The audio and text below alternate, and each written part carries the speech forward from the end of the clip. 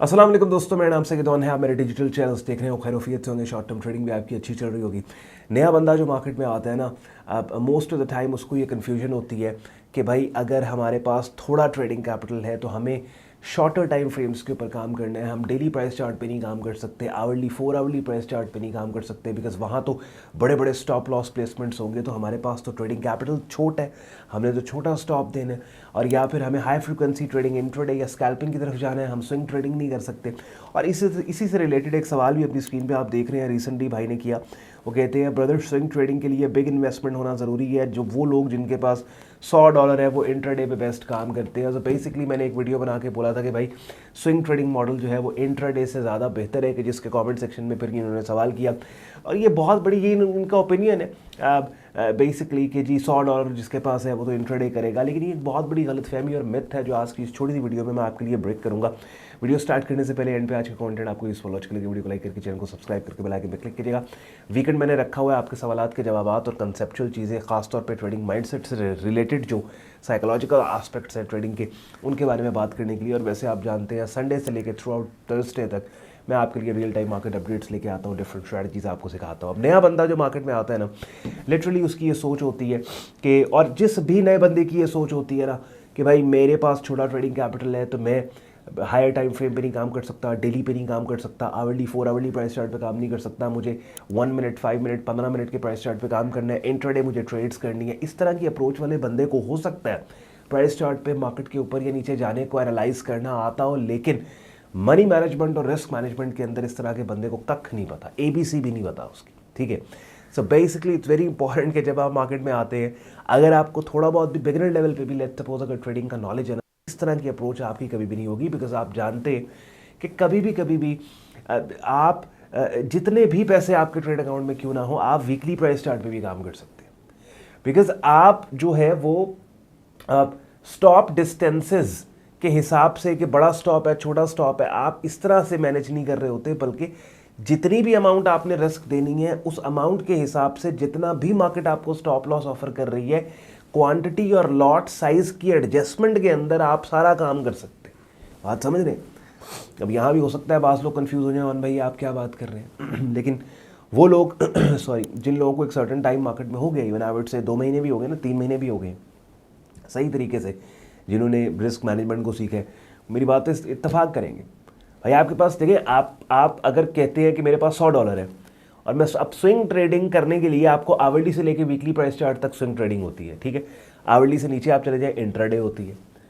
हर कोई इस बात को जानते हैं कि इंट्राडे लॉन्ग रन में प्रॉफिटेबल नहीं होता। शॉर्ट टर्म में आपके 2-4 फ्लूक लग गए, ठीक है, आप हैप्पी हो गए, एक वो आपको बज़ आया, लेकिन लॉन्ग टर्म में स्विंग ट्रेडिंग, और फिर स्विंग ट्रेडिंग का भी बाप है पोजीशन ट्रेडिंग। वो मैं ठीक है, पोजीशन ट्रेडिंग की तरफ मैं नहीं जाता, कई महीने आप ट्रेड अपनी होल्ड करते हैं, इन्वेस्टिंग के जुमरे में बात आ जाती है। लेकिन स्विंग ट्रेडिंग की बात करो आवरली से वीकली, वीकली प्राइस चार्ट पे भी हम ट्रेड नहीं करते, बिकॉज वो कई हफ्तों हमारी ट्रेड, एक कैंडल ही एक हफ्ते बाद ख़त्म होनी है तो पूरा हफ्ता में वेट करना है एक कैंडल के ख़त्म होने का। उसमें डेली प्राइस चार्ट 4 आवरली। अब यहाँ एक बंदा कहता है कि वन भाई डेली प्राइस चार्ट के ऊपर लेट्स सपोज, अब एक केस बिल्ड करते हैं, 15 मिनट के प्राइस चार्ट के ऊपर लेट्स से हमने कोई एसेट बाय किया, उस पर हमारा एंट्री और स्टॉप का जो फासला है लेट्स से वो 10 पॉइंट्स का, ठीक है, और हमने जो है वो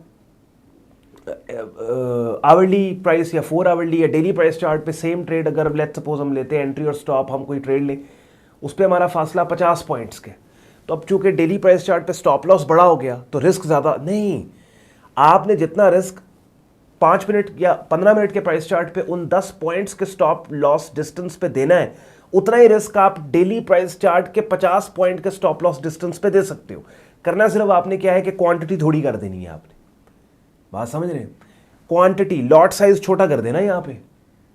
बात देखिए ना, आपका मकसद क्या है कि आपके पास $100 का ट्रेड अकाउंट है। अब ऐसे भी नहीं हो सकता कि आप किसी एक ट्रेड पे पूरे का पूरा $100 रिस्क दे दें, या आपके पास $500 का ट्रेड अकाउंट है तो ऐसा तो नहीं होगा कि किसी एक ट्रेड पे आप $100 का रिस्क दे रहे हैं, या 500 के टोटल ट्रेडिंग कैपिटल में से। आपके पास अगर $500 का ट्रेड अकाउंट है तो क्या करेंगे आप लेट्स सपोज $20 रिस्क दे रहे हैं किसी एक ट्रेड पे, $15 दे रहे हैं, $25 दे रहे हैं। ये भी मैं बहुत ज़्यादा बता रहा हूँ, इंडस्ट्री स्टैंडर्ड के मुताबिक बहुत ज़्यादा बता रहा हूँ।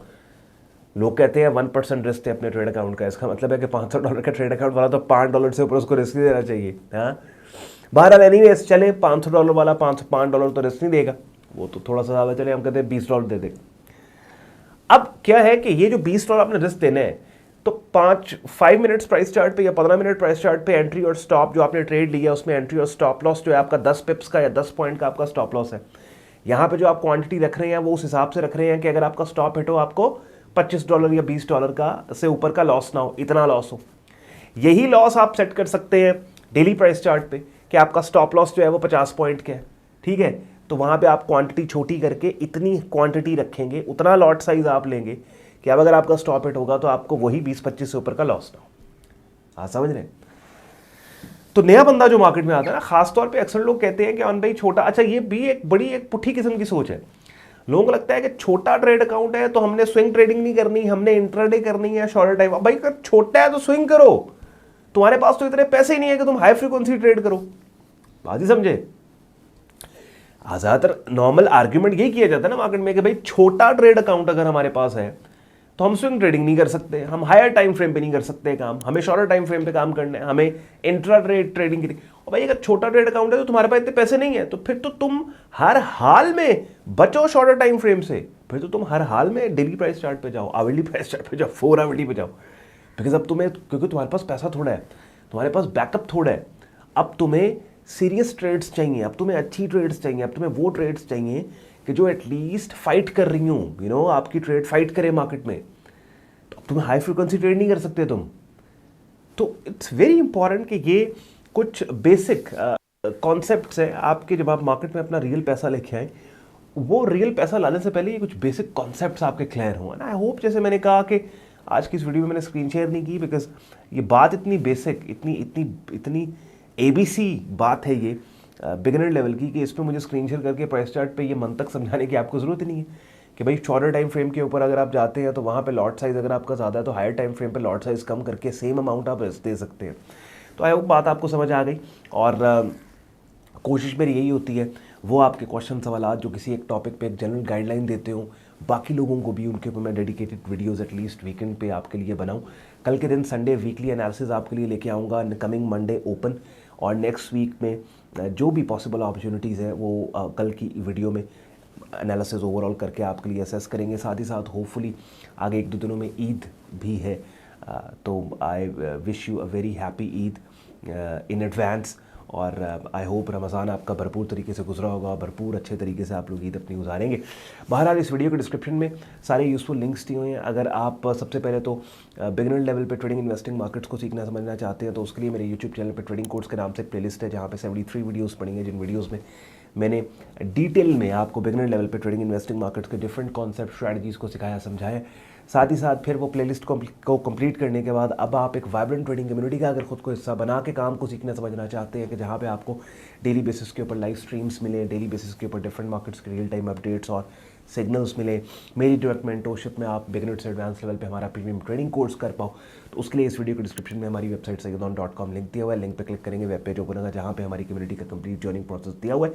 साथ ही साथ इसी वीडियो के डिस्क्रिप्शन में मेरे 2 प्रेफर्ड ब्रोकर्स हैं, FX Pro, FX ट्रेडिंग, दोनों के रेफरल लिंक्स भी दिए हुए हैं। दोनों world renowned international stocks crypto commodity brokers हैं, यानी एक ही प्लेटफॉर्म पे ट्रेड अकाउंट ओपन करके आप डिफरेंट मार्केट्स को साइमल्टेनियसली ट्रेड कर सकते हो। और इसी वीडियो के डिस्क्रिप्शन में हमारा सपोर्ट व्हाट्सएप ईमेल सपोर्ट भी दिया हुआ है, सो दैट अगर आपको कोई इन्फॉर्मेशन चाहिए हमारी प्रीमियम कम्युनिटी से रिलेटेड तो आप हमारे व्हाट्सएप सपोर्ट और ईमेल सपोर्ट पे कांटेक्ट कर सकते हैं। शुक्रगुजार हूँ आपने वक्त निकाली वीडियो देखने के लिए। मेरी बातें यूजफुल लॉजिक लगी, वीडियो को लाइक करके चैनल को सब्सक्राइब करके बेल आइकन पर क्लिक कीजिएगा। ख्याल रखिए अपना, मुझे इजाजत दें, अल्लाह हाफिज़।